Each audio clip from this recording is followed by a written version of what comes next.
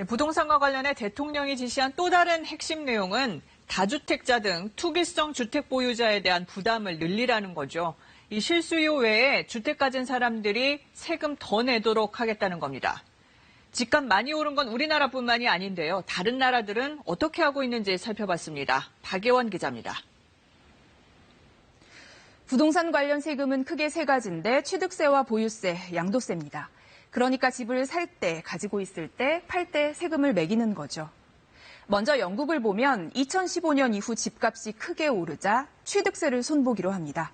2016년과 2018년 차례로 다주택자와 고가주택에 대한 등록세율, 우리로 말하면 취득세율을 올립니다. 집값이 비싸면 세금이 얼마나 늘까?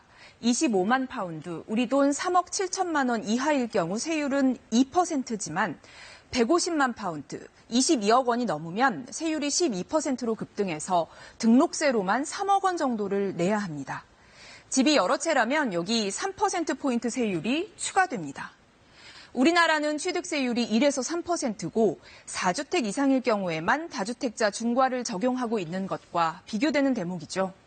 싱가포르 역시 2018년 취득세를 강화했는데 방향은 영국과 조금 다릅니다.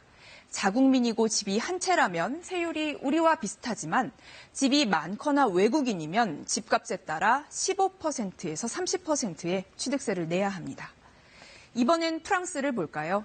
집값이 급등하던 2018년 1월부터 우리 재산세와 비슷한 부동산세에 더해 종합부동산세 격인 부유세를 추가합니다.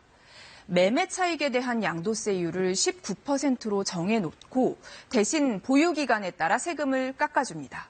22년 이상 갖고 있으면 아예 세금이 없습니다. 이렇게 나라마다 조금씩 다른데 분명한 공통점이 있습니다.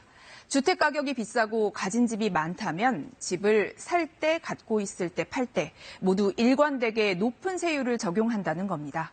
또 한 가지는 집 없는 사람이 중저가의 주택을 사거나 오랫동안 갖고 있으면 세부담을 줄여준다는 건데요.